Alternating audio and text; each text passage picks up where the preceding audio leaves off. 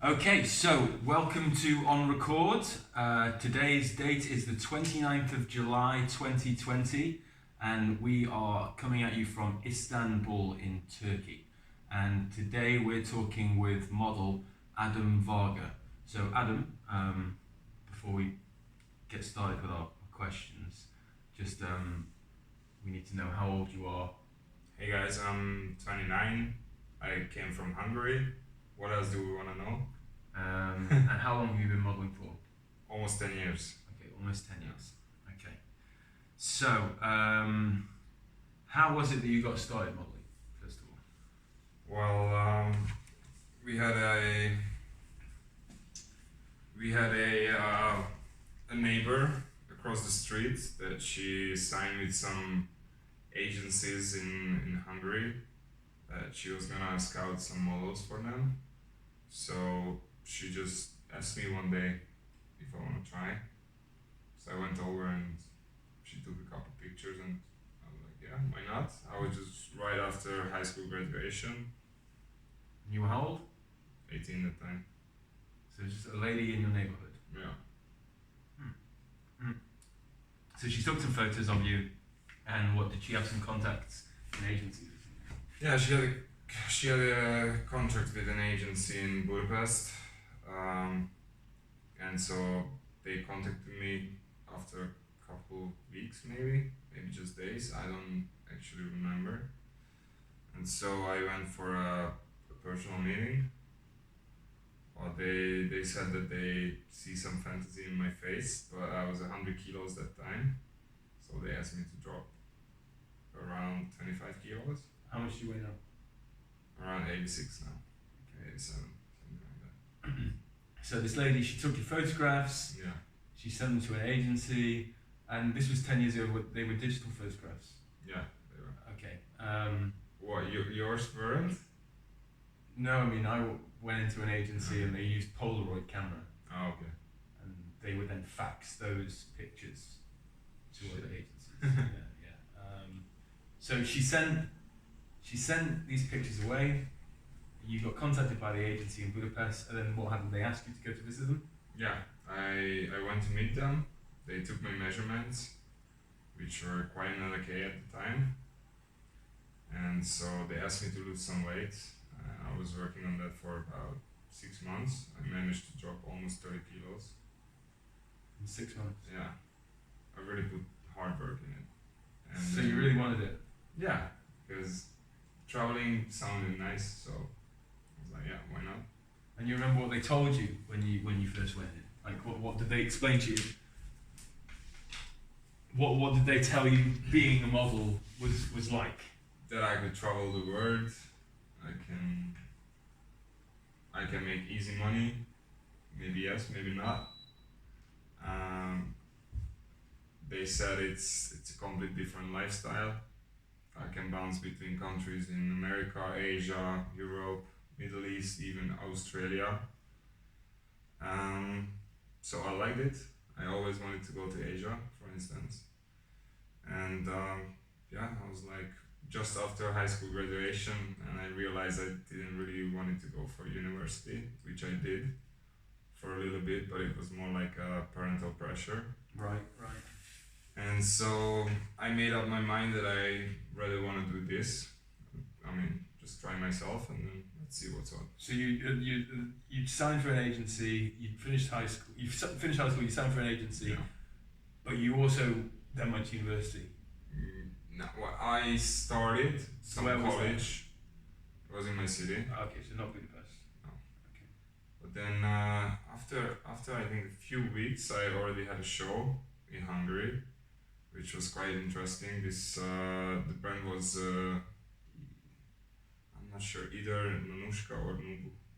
I Okay. think they are both on New York Fashion Week now. Right. I've heard of Nobu. Yeah. Yeah, I think it was Nubu. Nobu. Yeah, Nanushka. I'm not sure.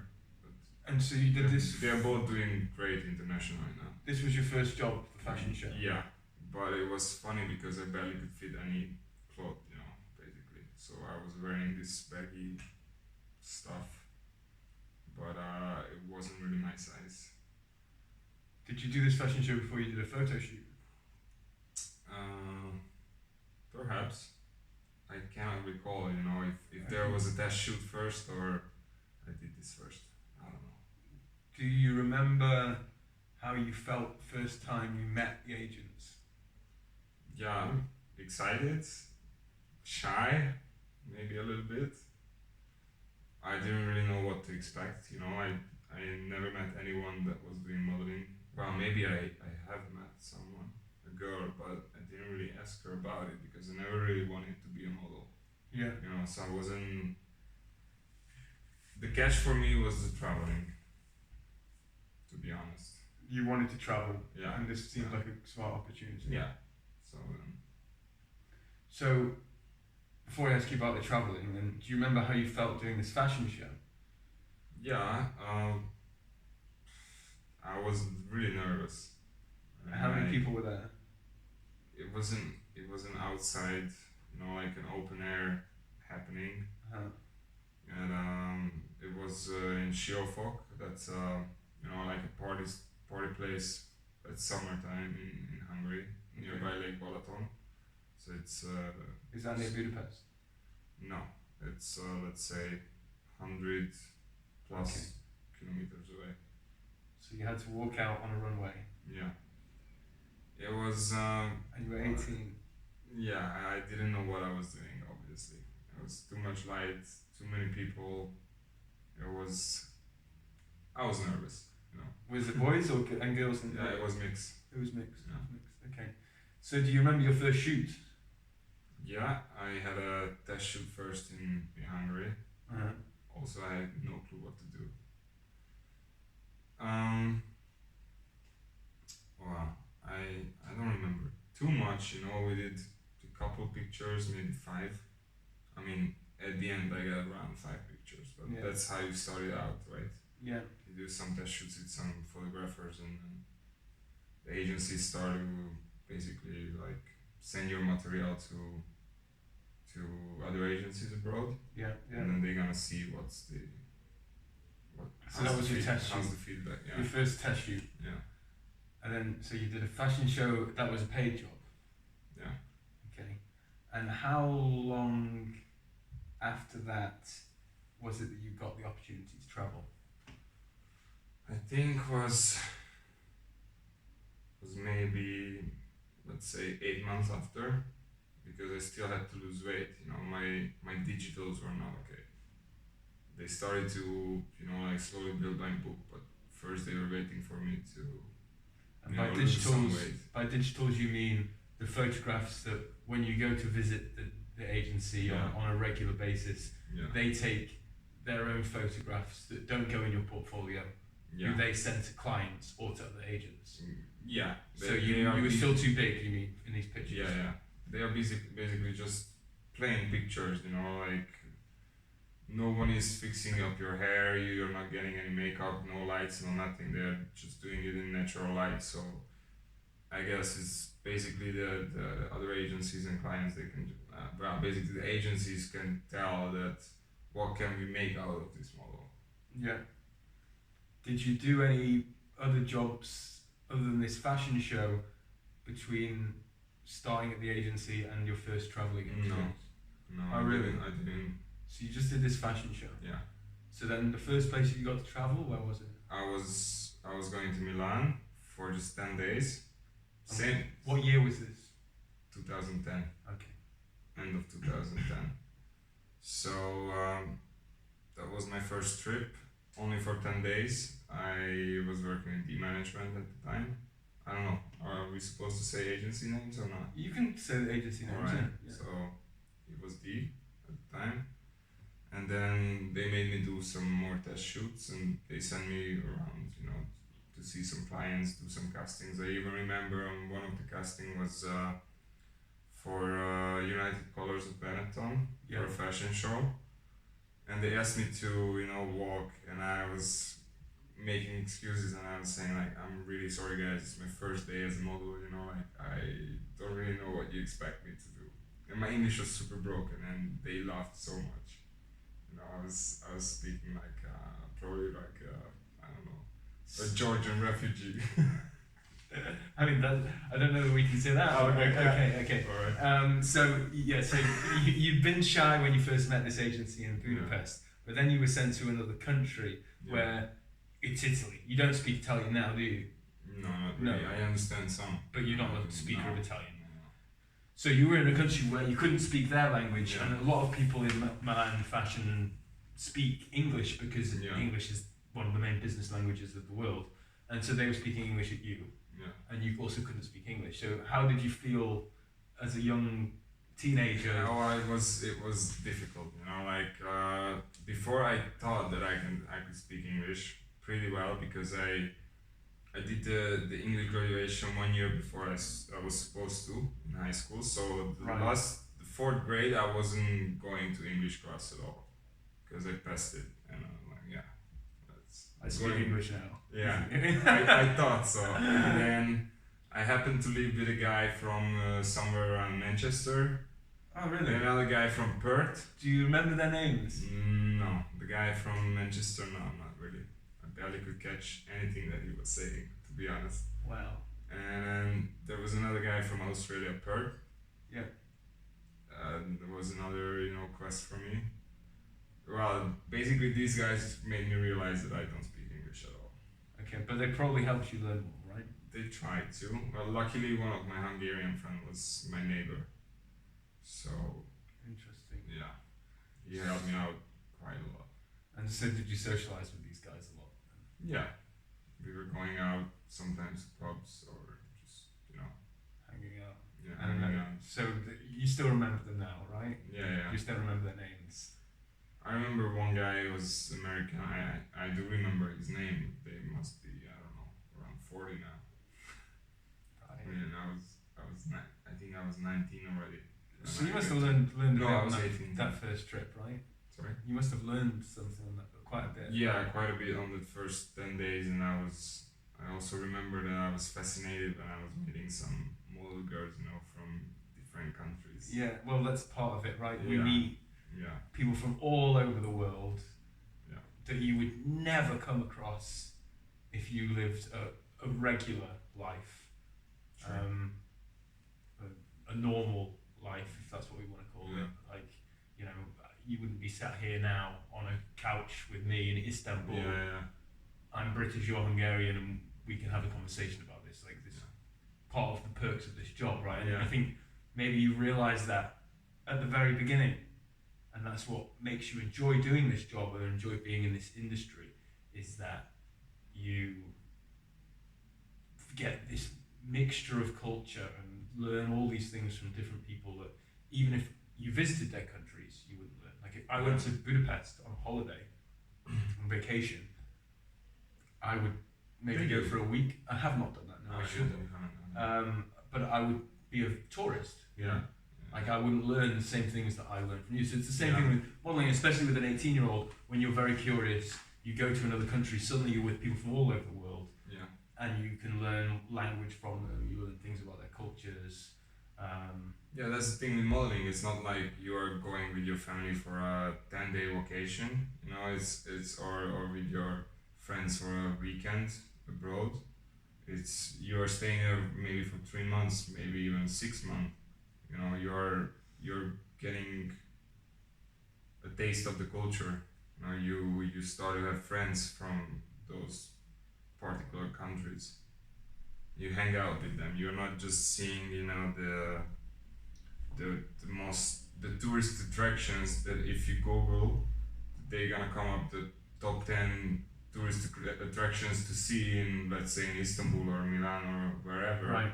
You start to hang out with people who are already living there, and then you can see what the locals are doing. Yeah, so most people would go on TripAdvisor. Yeah.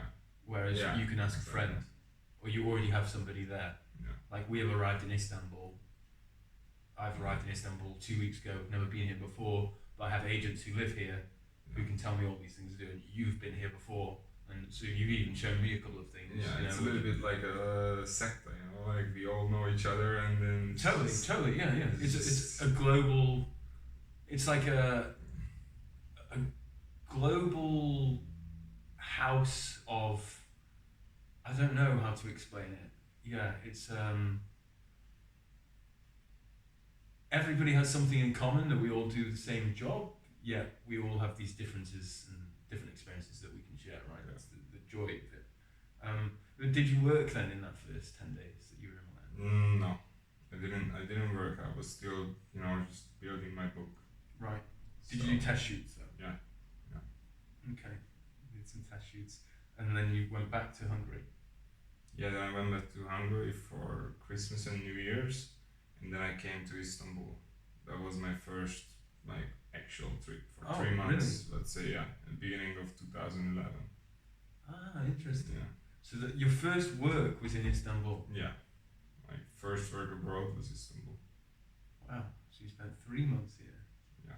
Do you remember your first paid photo shoot? Let me think.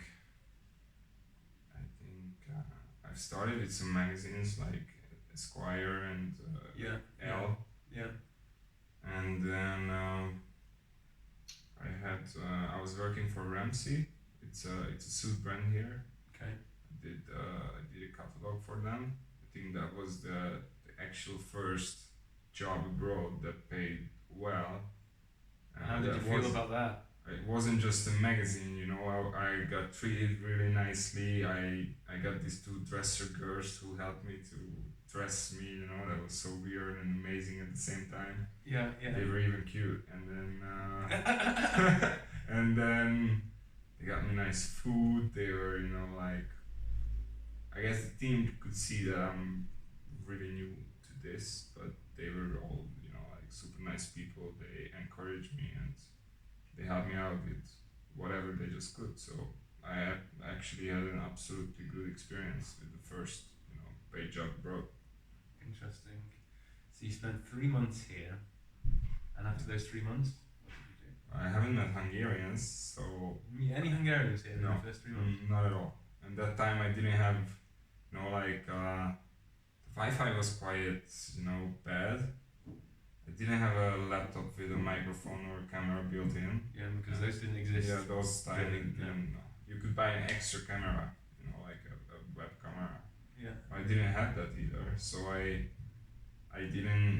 couldn't communicate with my family. I could just text them and that's it. So I guess that's the first time that I really started to learn English. I was living with a guy from Israel, and a girl from Romania, and another girl from Brazil, if I'm not mistaken. They were all nice. I remember the Romanian girl was kind of treating me as her own little son. She taught me how to cook. I was, I guess, a mommy's kid. Yeah, the mommy's boy. Yeah, the mommy's boy.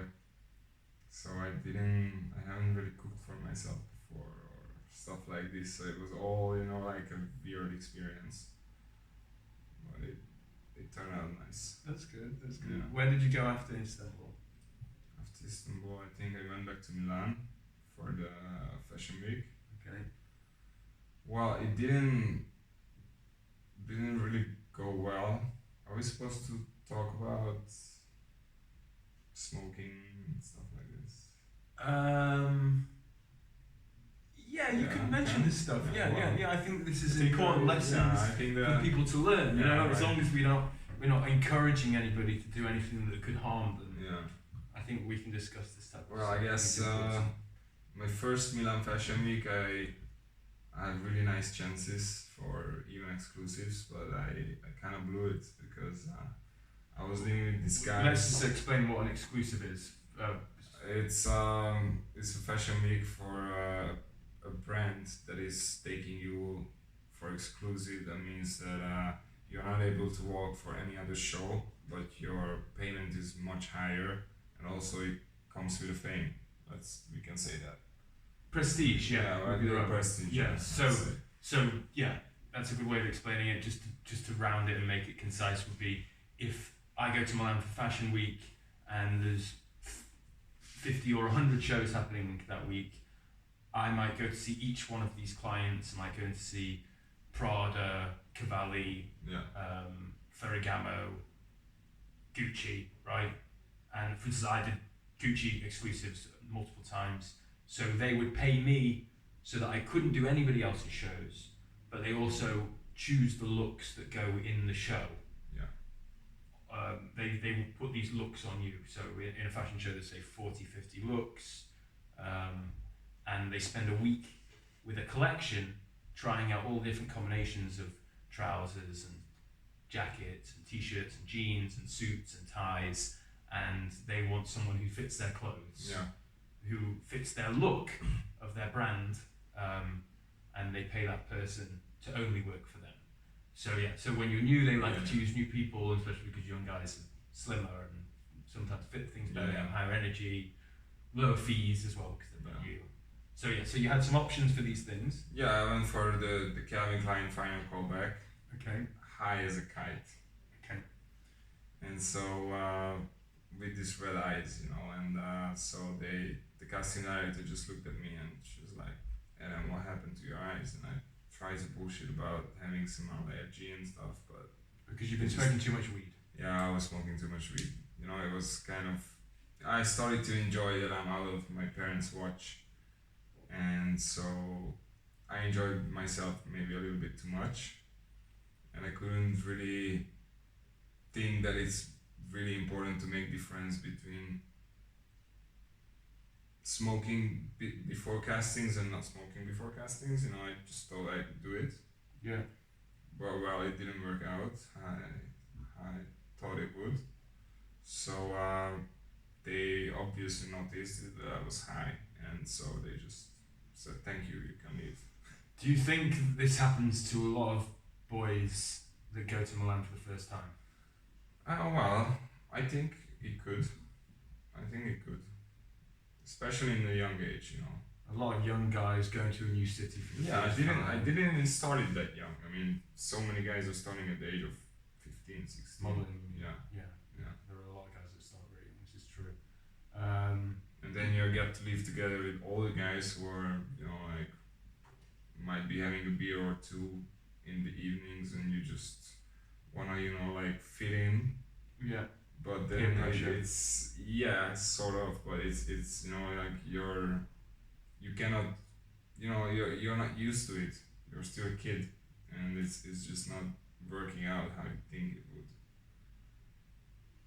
Basically, so don't do this. Don't do drugs, kids. Yeah, don't do drugs, kids. Is the message from that. So you had these, which was positive that you had these options to do these exclusive shows, and although you didn't get them, I mean, you're 29 and we're here now, so it still panned out. It still worked out quite nicely. Yeah. You had other opportunities, right? So you did this Milan Fashion Week, and then so far you went to Istanbul for 3 months. You've been to Milan a couple of times. So at this point now, at 29, like, how many countries do you think you've been to? Just from doing this job? Just from doing this, I think 20. 20. At least. Around How many could you 20, name yeah. right now off the top of your head? Right now, I could say France, Italy, England, Austria, Turkey, let me think, Malaysia, Thailand, China, multiple times. I mean, most of these countries multiple times. Then Macau for some direct bookings, and then Hong Kong, Singapore, Taiwan, Indonesia, Dubai.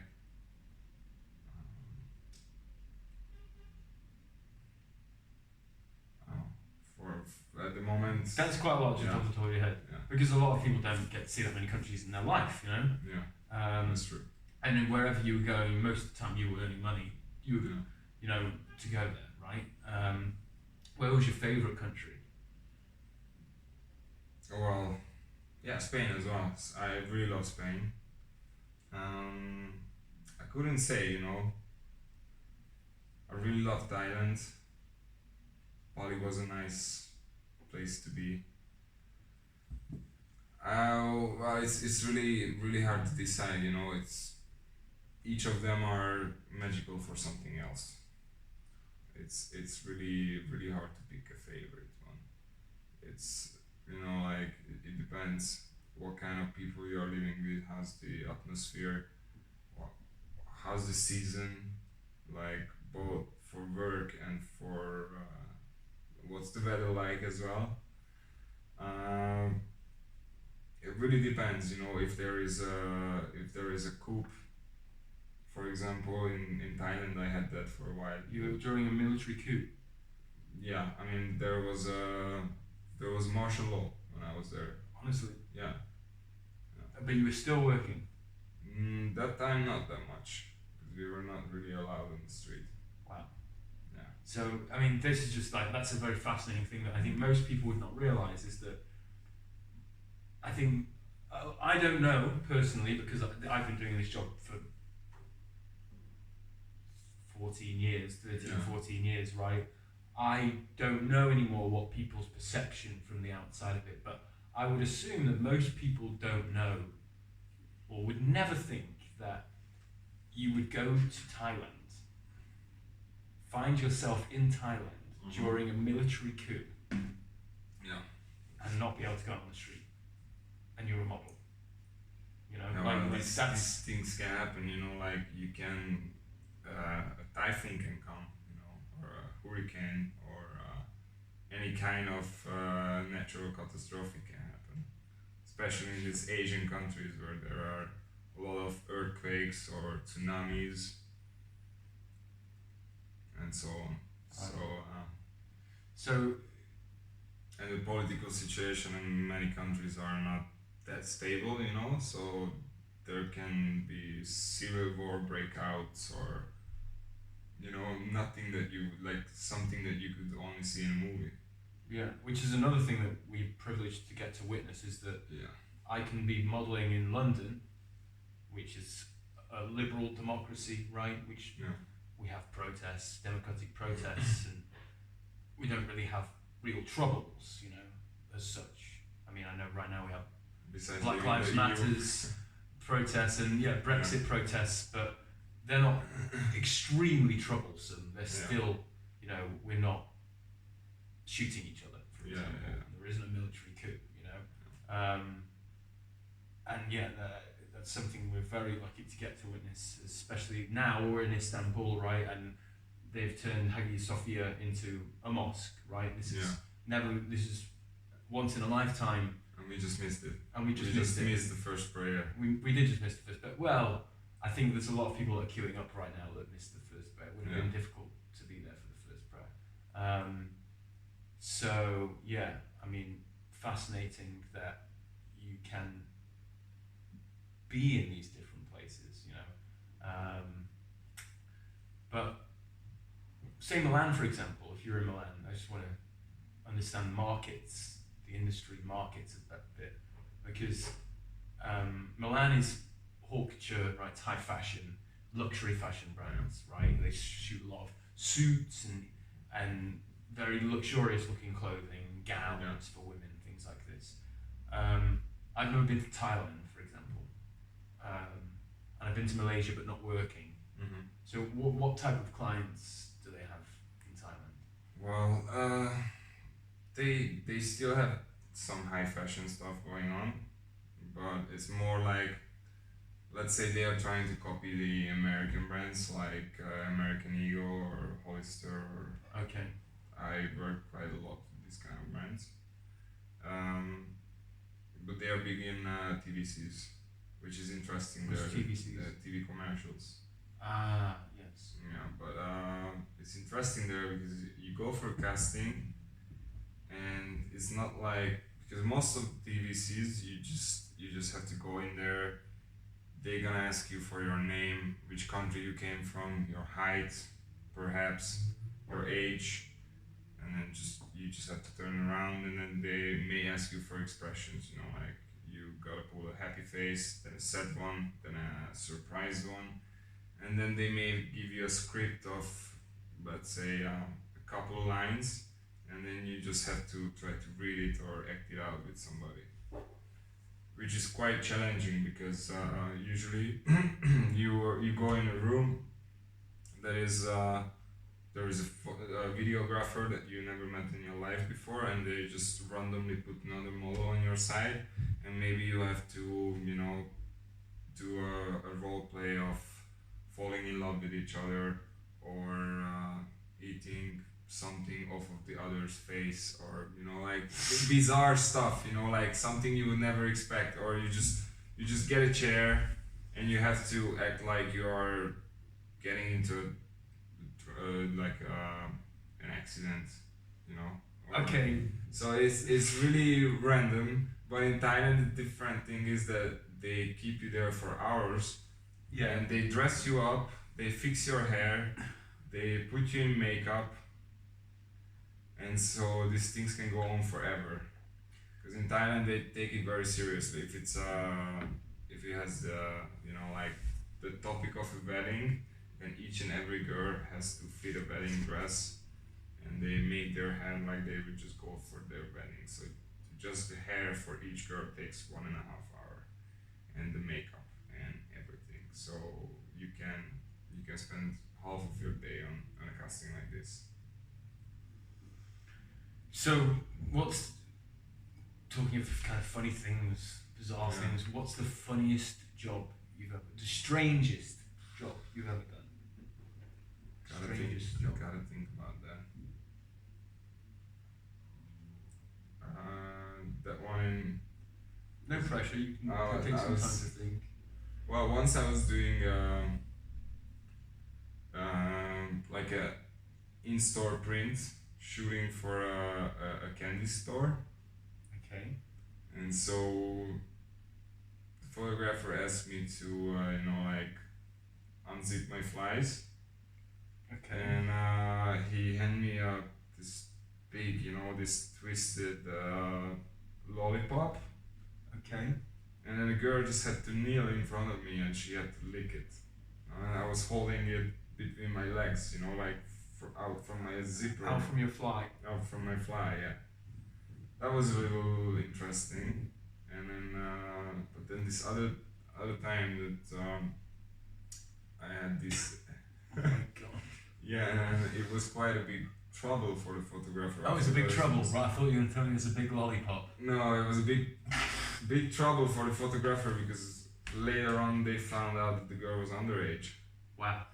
So probably she shouldn't have done that. Anyway, the other time I was well, in China they like to do this kind of events, that they're just hiring some European models that are just for anything, basically, for a fancy restaurant opening, or a shop opening, or a shopping mall, or whatsoever. Even it can be a premiere of a movie, that they are hiring models that they just wearing some nice suits, and the Chinese people, they can just take pictures with them.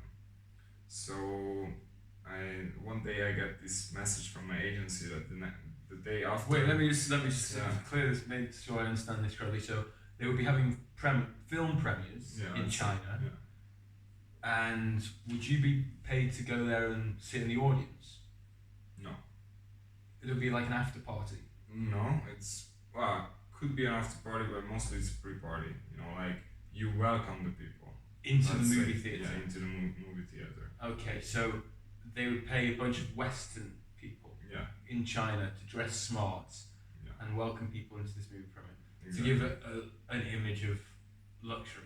Yeah, kind of let's thing. say Okay. they dress you up. They can put some diamond necklace on you, even if that's the style of the movie. Like for the Great Gatsby, the premiere of Great Gatsby. Some of my friends did it, and they just get dressed like Leonardo DiCaprio and who was the actress? I'm not I don't sure. recall. Yeah.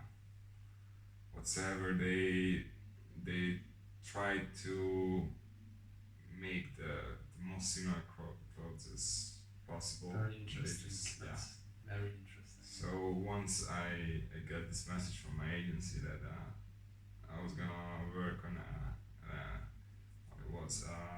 plastic surgery clinic the other day, Oh yeah. and I've seen some weird stuff going on in China, but this was far the weirdest. Like this was nuts. So anyway, next day I went to the location. It was some nice, modest,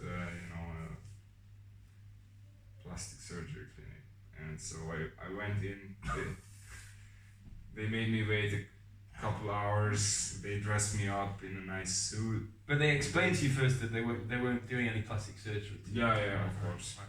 Yeah, and so they fed me, and then the crowd was coming, so they could just, they could just take a picture with me. I was just standing there smiling. It's kind of the stupidest job that you can do as a model. It's something. It's like events, basically. It's events, yeah, but so you're paid like as a host at an event. But you don't have to speak up. You don't have to talk. No.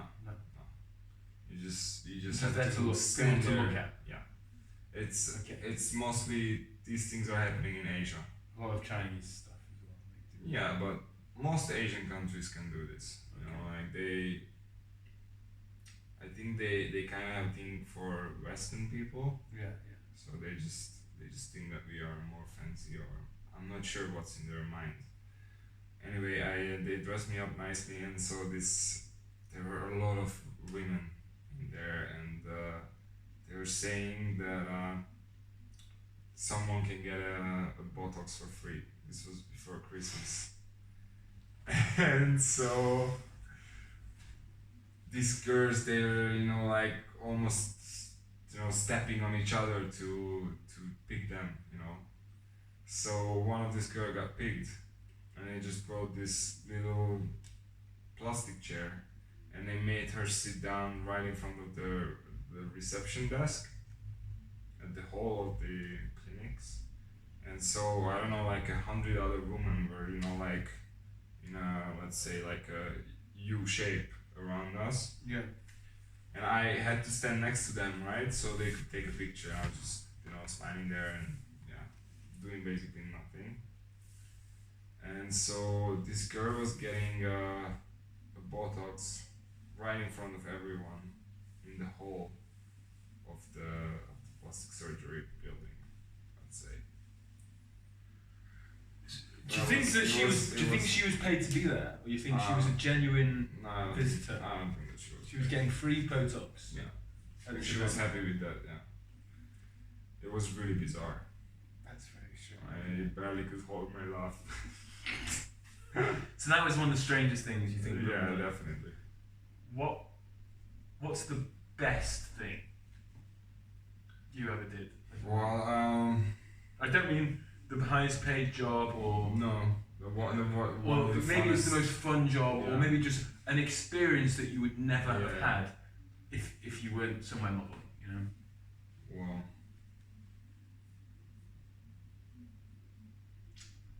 what I can recall right now that in Singapore I did a commercial, like a video shooting for YouTube for some English school that they have many English schools worldwide, but they wanted to show what cool things you can do if you are joining them in Singapore. So they got, I think, 4 girls and another guy and me, and they just sent us shopping. They were filming us. They took us to some nice restaurants. We had to try this king crab that was award winning with the lime and chili sauce. It was. So they took us to this fancy restaurant in Singapore. Then they rented a go-kart track, like professional go-kart track, for me and the other guy. They just put GoPros on the go-karts. Yeah. And we just had to compete each other. But they previously, like a couple years back, they had the World Championship of go-kart there. Cool. So it was it's not the kind of thing that you're going to this parking lot, under a shopping mall, and you can go with, let's say, 45 km/h maximum. Yeah. These things were mad, like you could go up to 120 km. They were race cars. Yeah, they were. And so we just had to compete each other. It was insane. Then same thing with a bungee pole. This thing like 2 elastic ropes are tied to 2 huge poles. Yeah. And you're sitting in like a a ball-shaped, like metal frame. Yeah. Let's say in 2 seats. They put the GoPros, and they just like shoot us out. And this was one job. Yeah, So this you was did all one. these This things. was one job. Yeah. So they It was basically, it was a like, whole day of fun. yeah. It was a whole day of fun Anything and else that you did in that feast job? and sorry. Anything else you did in that job? I think no. Okay, Just so these, but wow. they took us to many different restaurants. Like for breakfast, they already started filming, and then we had to try this award-winning king crab, and then I think before this, we did the bungee ball on purpose, obviously, so our tummy is not getting that upset. Yeah. And then we went for the go-kart thing. Then the girls went shopping, some beauty spa and stuff like this. Wow. After a while we split, which was even more fun because with the guy we could just race the go-karts for hours basically until they said that they had the shots. It's like basically people have these things on their bucket lists in life, right? Like people are like, okay, I always wanted to go and do a bungee ball so you're inside of a ball, Yeah. and it's on 2 bungee cords, and you bounce up and down, right? Yeah. People do that And once it in their life, spins around. or people have always dreamed of doing this, and people have always dreamed of racing go-karts on the world championship track, Yeah. and someone paid you to do this. You didn't even have to pay to do it. Someone was paying you to have these experiences, right? Yeah. Or in Thailand, I had a campaign shoot. We went to some lake. If I'm not mistaken, it was somewhere in the Kanchanaburi area or Kanchanaburi state. They had this massive lake up in the hills. Many mountains were surrounding us, and this lake had many like smaller lagoons, right? And it was all owned by one hotel. And so the catch of this place was that you could rent your floating house, which was just like a massive family house floating on the water, and you could just tie it after a jet ski, and you could just pull it on the lake wherever you wanted. So you could just say like, yeah, I wanna stay in that lagoon tonight. But it was like a massive functioning house with terrace, grill, even jacuzzi on it, air conditioning, 2 bathrooms, 4 bedrooms, and all this stuff. So we just rented this house, and we were shooting in the middle of the lake. It was something I've never expected, to see. Wow. Yeah, that's some What lucky. about you? What was your something the funnest that you could recall just now? Probably I could say quite a few more things, but Of course at the you moment, could. Yeah, I mean, just- to do it, just be asked on the spot, because I can think of so many things. yeah. I've never been paid to do it, like bungee jumping. I did a television commercial one time where I had to be a rock star. I Yeah. had to play the role of a rock star on a stage, and they hired out a live venue, like a theatre, and they paid all these people to be extras to stand as the Really? crowd, right? And they put me on stage Yeah. with a band, and I was playing the role of the front man, right, Yeah. in the band, and I had to like dance around, sing, play guitar.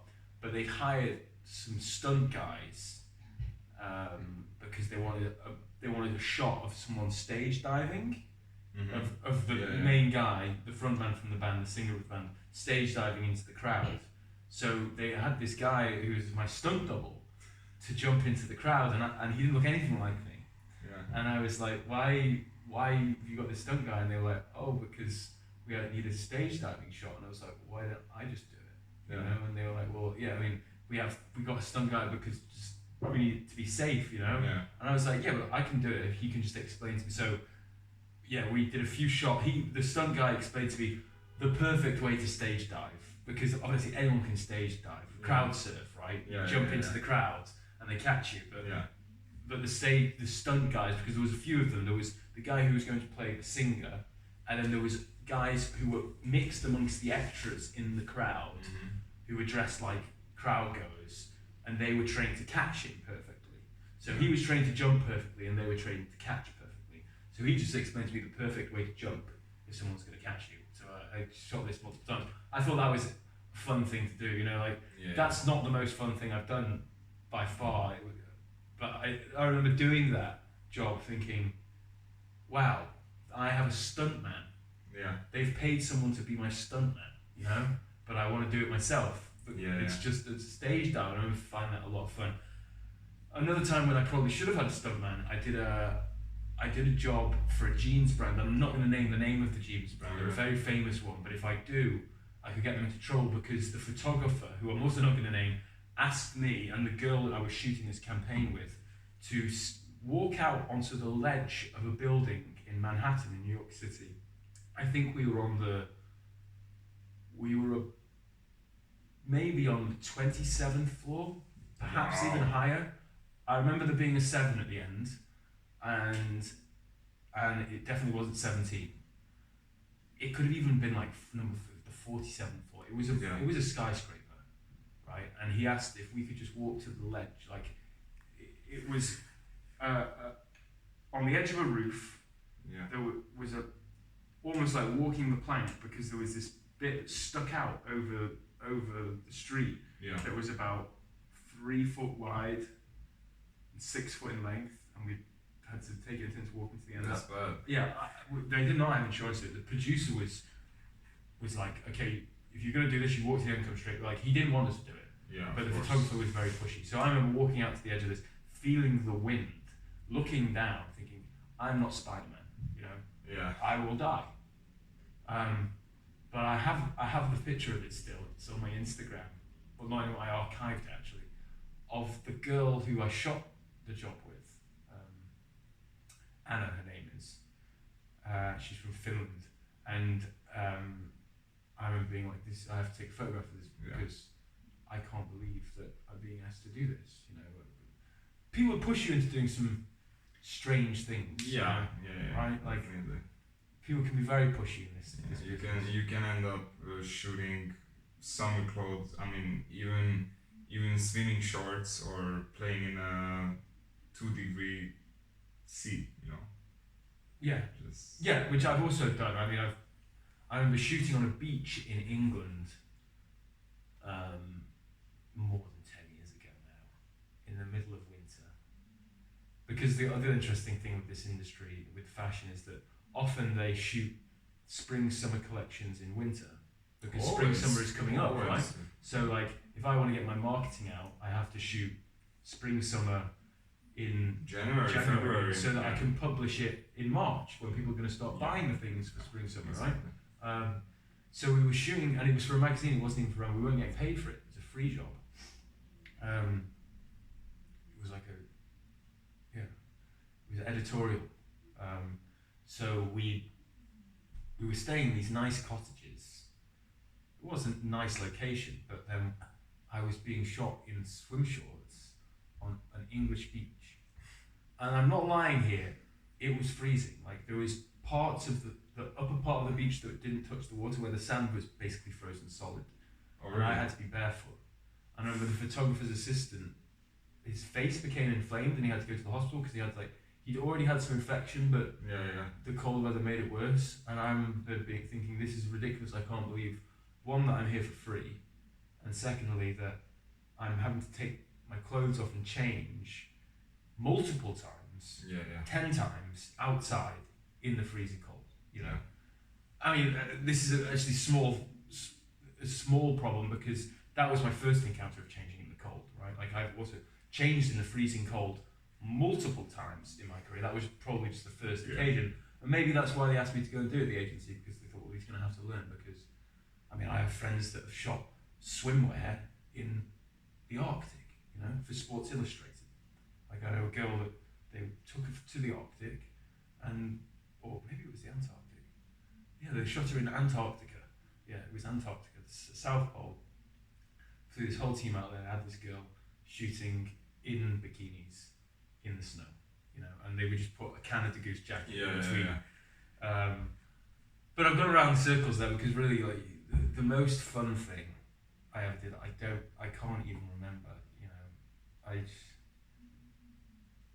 this is why I wanted to start doing these podcasts actually, because it's a way of me journaling my experiences, but also gathering other people's experiences, because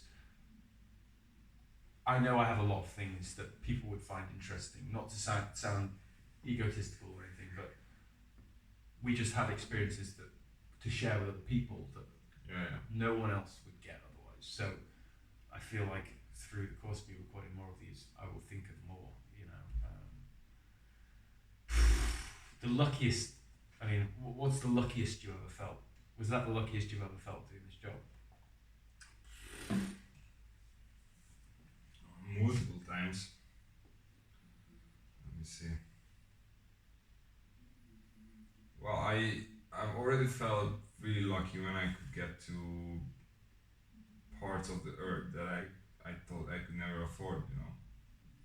Just by getting to Bali, for example, or Singapore, or maybe it's more affordable now, but when we started out, the flight tickets were really expensive. Yeah, as an 18-year-old Yeah. you would have to save up for months to get to Bali, you know. Yeah. On a normal, on a minimum wage job. If I work in a bar in the UK, it would take me 3 months at least to save up enough money to fly to Bali and have to not work there for a month or 2 or 3. Yeah. So yeah, just the very fact that you are paid to go somewhere is lucky. Yeah. First place. Yeah, but I got to meet some people, you know, like David Beckham. Yeah. Or some big designers like Giorgio Armani, Jill Sander. Yeah. It was actually funny. I had a callback for Jill Sander show. I never got it actually, but I got to meet her.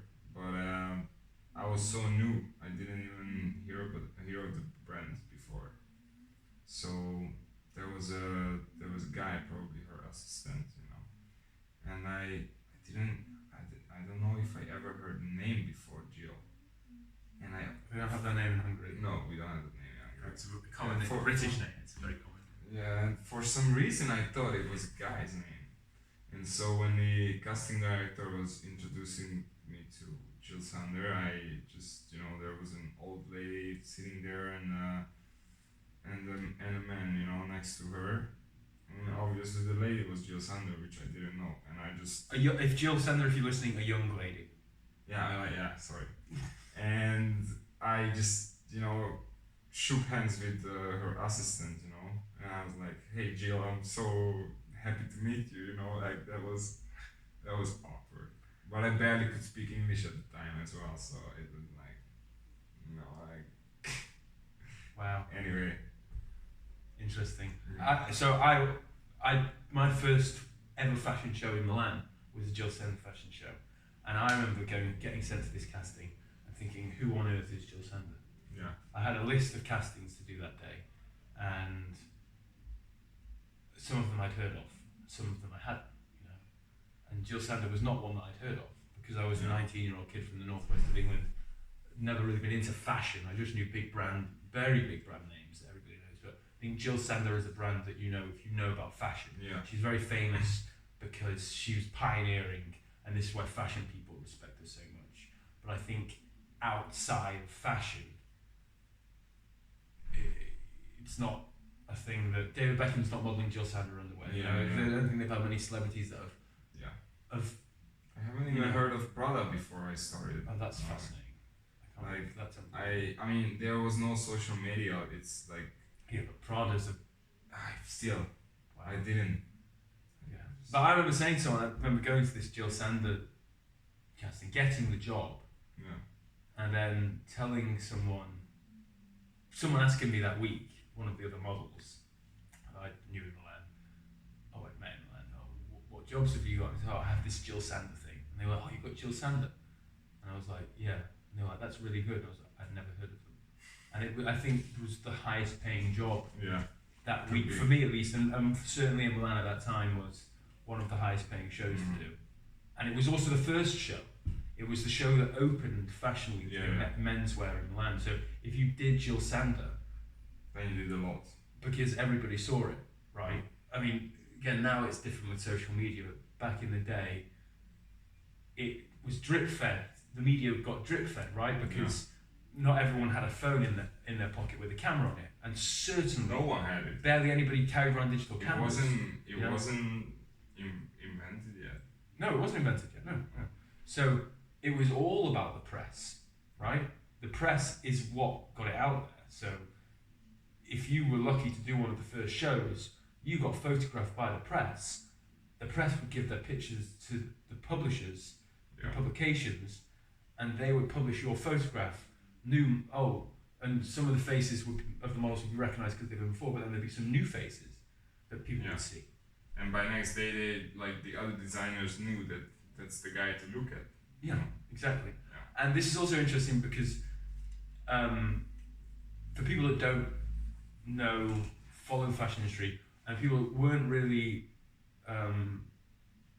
know about the Me Too movement, but maybe weren't following it extremely closely, may not know about a couple of casting directors called Rami and Maida. Rami and Maida were the casting directors for Jill Sander, right? They still are. No? Rami and Maida are not the casting directors for Jill Sander. No, because a few years ago when the Me Too movement happened, a lot of people called them out for mistreating models. I'm not going to go on record right now talking about the way Rami and Maida ever treated anybody or whether they treated me badly. They were super nice to me always. They treat. Actually, I'm not going to talk about how they treated me, but they didn't treat me badly. Let's just say for now. Maybe I will talk about Rami. I will talk about Rami and Maida again at some point. But Rami and Maida gave me a big boost in my career because they cast me in that show. It was Raf Simons was the head designer for Jill Sander at the time, who's now, I believe he's the head of Calvin Klein now, creative director at Calvin Klein now. Is he? Yeah, he also has his own brand. So that really helped me, and they were the gatekeepers for a lot of fashion shows, especially in Paris. So Milan menswear was always before Paris menswear. So if you got into the Milan shows, you would then have a big chance of being seen by the other people because of the way that the press worked back then, and being taken to Paris. Whereas now, of course, we all have phones. I guess how was it? You started the castings in Paris, right? Then you go to Milan. Yes. I think Although I never did it I didn't do it like that first time. No, I did. Yeah, what would happen back in the day, and probably maybe still happens now, is that you're right. You would go to Paris for a week before you went to Milan. You would do all the castings in Paris. Then you would fly to Milan and do castings in Milan. Yeah, and then you do the shows in Milan. Milan Fashion Week would start, and it wasn't a week. It was like 4 or 5 days. And then you would go to London, I think. No, you would go immediately back to Paris because as soon as Milan Fashion Week ended, Paris Fashion Week would begin. And that's why you had to have done the castings already so that you could go straight back to Paris because it's like a fashion season, right? Fashion weeks happen one after the other. And then London was the next one. So back then you would go, you'd cast in Paris, you'd cast in Milan, you'd then do shows in Milan, do shows in Paris, then go to London, do shows in London, and then it would be New York, and you'd have to go to New York. Like this is basically if you made it, if you become successful and like hit the big time, you would do all of them, right? And it was exhausting, right? I mean, I don't think I ever did the full cycle that many times because it was fucking tiring. It tired me out. If you're a male model, you're not getting paid the type of money that girls are as well. Like you're just generating the publicity for yourself that you would live off at a later date, But also, if you're young, you'll go along with that. I think as you get a little bit older, and you think, okay, well, I've been doing castings and fashion weeks now for years. Like, how come I'm still doing this? But the idea is that you get more shoots, right? Which is where you make real money. Well, girls could make real money during the shows. Yes. I mean, they could make, average wage of a British person of 3 years. If they caught, if they did like 30, 40 shows in a season, they did like all the 4 cities, bang, bang, bang, they could make some serious, money. Yeah, this is true. And there'll be a lot of parties as well.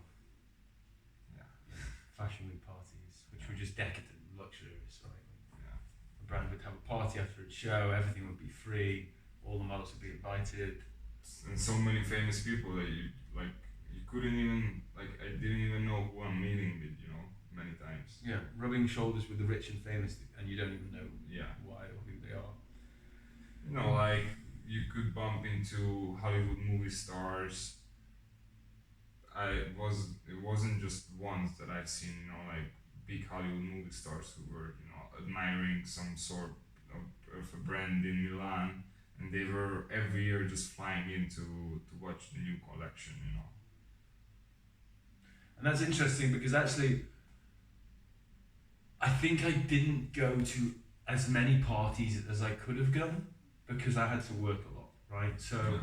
I'm not going to go to a party if I have to work from Monday till Friday in a fashion week and you have a call time in the morning for a job at 7 a.m. You can't really go out partying until 3 or 4, although lots of people did. Yeah. But that would be exhausting, right? So, what's the scariest thing, or what's the worst experience you've ever had?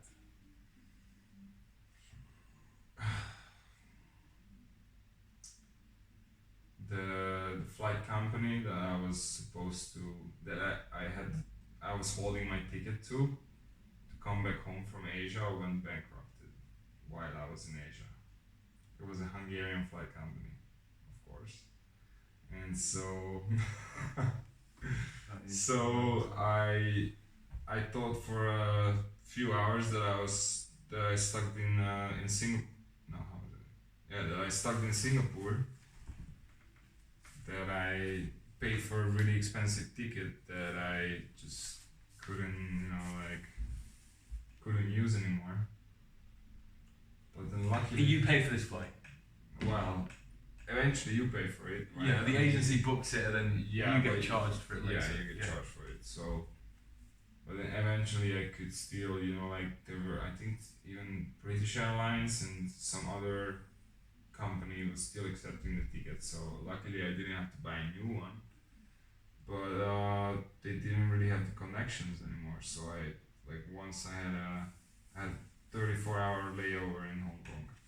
That was awful. And my farewell party in Singapore went just a little too crazy, and somehow I managed to break my credit card physically in 2 parts. So I had just a couple bucks on me, and I couldn't get in town, because Hong Kong airport is a different island than the city is. Right. So I couldn't go to the town, and I was basically broke, stuck in Hong Kong airport for 34 hours, and even they didn't keep my luggage in the system for that long, so I had to carry it with myself. I was just going up and down with the fucking luggage on me, in my backpack. So then eventually How I old were just you when this happened? 20. You were 20 and you were stranded in Hong Kong. Yeah, Hong Kong airport for 34 And you had no hours. smartphone. No. There was no Of course, WhatsApp. no. Even the charger of my phone wasn't compatible with the electric output. You probably had a flip phone or something. Maybe not even a flip phone, just How did you get out of the situation? Yeah. I waited 34 hours. I couldn't call anyone. There was no free. I mean, maybe there was some free Wi-Fi on the airport, but I didn't have a device to use it. So I waited. I put my luggage in. How do you call it when you? You put your stuff somewhere. Storage. You pay for it. Yeah. So I paid for the storage, and that was the time that I went to see the big Buddha. Because I saw it from the plane that it's there is a massive Buddha on the top of a hill. I wanted to see it, so you could do it by foot. I just did it. I had plenty of time, right? And then from there I flew to London, And at Heathrow Airport, I had another 14 hours of layover, and then I get to Hungary. So it was like approximately, I don't know, around 70 hours. 3 days. Yeah, because first from Singapore to Hong Kong was 4 hours, then 34 hours of layover, then around 10, 11 hours from Hong Kong to London, and then 14 hours of layover. Then I flew around 2.5 hours to Budapest, approximately. Then I touched down. Then my parents came to pick me up, and they still drove me to my hometown. Did you have a shower in between any of this? No, So you first arrived on a plane in Singapore and you didn't have a shower until you got to Hungary. 3 days. Have you ever seen the movie The Terminal? It was terrible. Yeah, I felt Tom like, Hanks. I felt like I was Tom Hanks. It was terrible. Oh my But god. he could shower, right? I couldn't. Yeah, well, yeah, he could. Well, I Yeah, couldn't. It's true. It was even worse. Oh my god. Yeah, that's horrifying. That's horrifying. Oh yeah, so I just wanted, because we were talking about flights, agencies book the flights, right? Yeah. Just to help people understand the way agencies and the modelling industry works is that a lot of the time, if you're flying to a country where you don't have a work yet, Yeah. because an agency thinks that they can find you work and they like your look and they want to represent you, they will ask you to come to the country and they offer to Yeah, buy they the flight advance, for you. yeah. So they advance you the money, they pay for your flight, They with the premise that when you arrive, they will find you work, and once they find you work, the money for that flight will be deducted from your earnings. From your exactly. earnings, right? And- Of the same with yeah. your accommodation where you stay as well. Yeah, and they can also grant you some pocket money, which is they'll give you some cash every week. They lend you money so you can buy things. You can buy food. Yeah. Get around in the city. Because I think a lot of people young people who want to start out modelling, and maybe their parents or the people around them that are advising them on these things, or who don't know about it, I think this is an industry that people can look at and think, you might get scammed, right? Yeah. And although I'm sure there are a lot of scamming agencies out there, in my experience, I've not been scammed by anybody, right? Touch wood. I mean, I've not been scammed by anyone. I've had experiences with agents that have left a bitter taste in my mouth, but you get that in any business, right? No business is perfect. No colleague that you ever work with is going to be perfect. You're always going to have bad experiences, right? But just so people understand, I think to make people who are concerned about these things feel a little bit more at ease, if you have like a daughter or a son that wants to become a model, and an agency is offering to fly them to a country and pay their accommodation, then obviously first of all you want to check how much money that's all going to cost. Yeah. But you also have to realise that that money will come out of what they earn. However, you know, being scammed is different to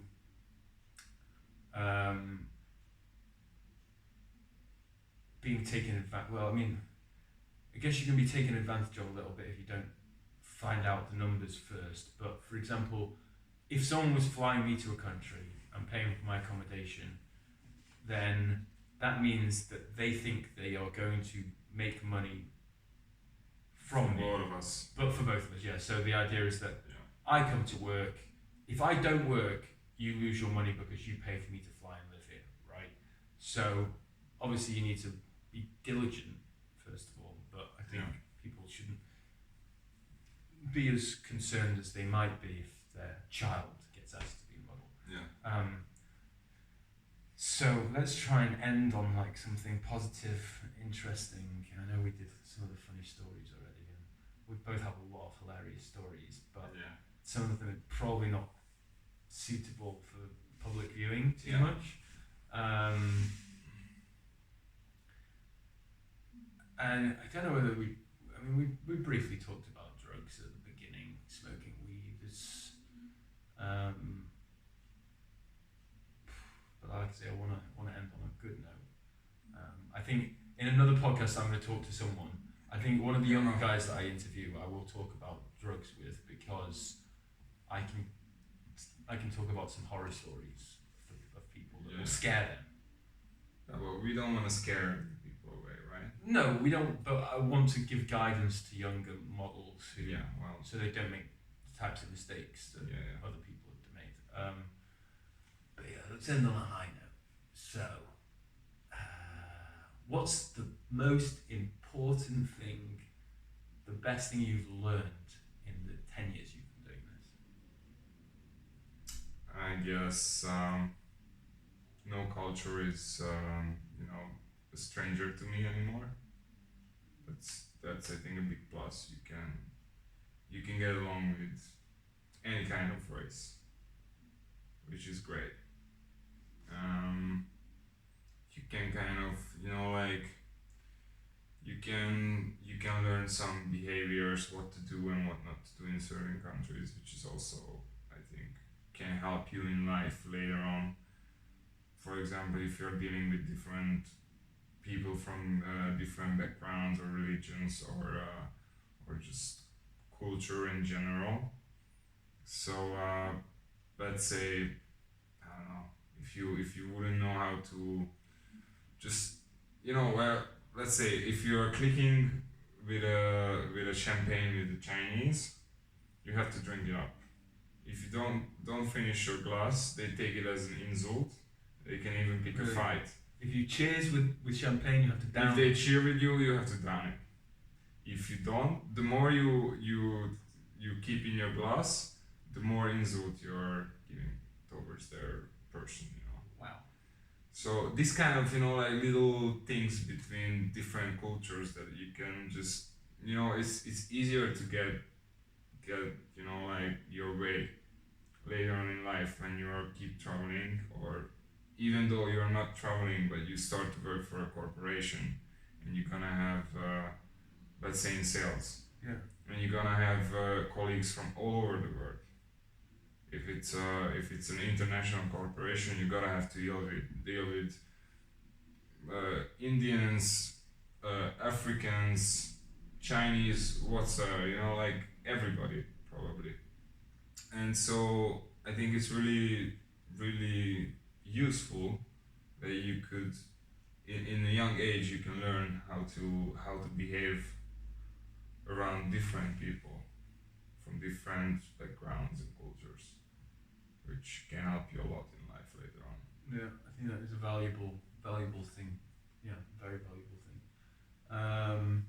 And do you have anything that you've ever been given that you've still got today that means something? Like an object or an advice or an experience? Both, actually. Yeah, that's a good. So, yeah, do you have any clothes or anything that you've been given to keep now that you have a nice story? I've got nice some. I've got from an Indian friend. I've got this handmade key holder. Very interesting looking, like colorful, little glassy, little wooden thing. You just hang on your wall and you can keep your keys. Like a key holder.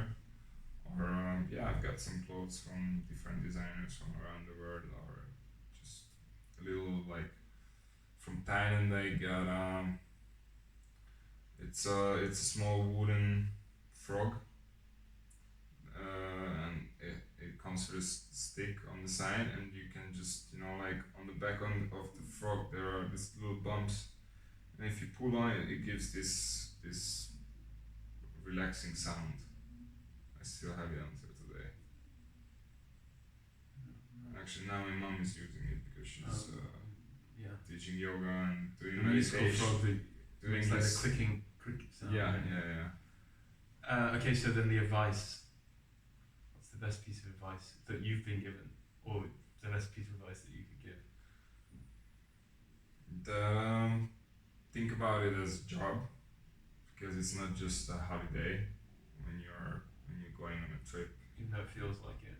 And even though it very much feels like it, because your parents are not going to be there, and you might be just 15, 16, and you can go on the other side of the world and you're gonna get invitation for yacht parties and all kinds of, like,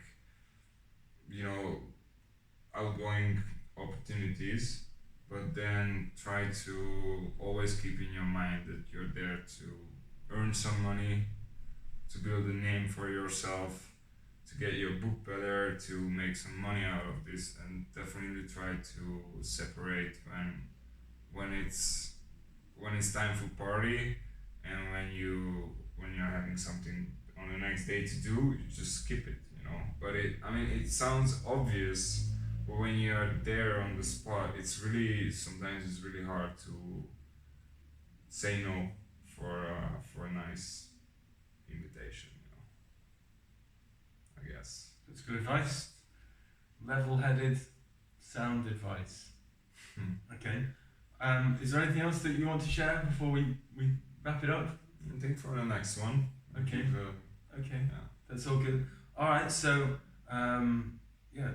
for anyone that's listened to this whole thing, thanks for listening. Thank you, guys. If you want to see what Adam gets up to, you can follow him on Instagram. What's your Instagram, Adam? Adam.c.varga. How do you spell Varga? Varga. Okay. Follow him on Instagram, see what he gets up to. Thank you very much for sharing all of your experience and your knowledge with us. Thanks for the talk. You're very welcome. It's been enjoyable. I hope you guys enjoyed, and we'll catch you at the next one. Bye, guys. Sweet! Cool. Imagine you didn't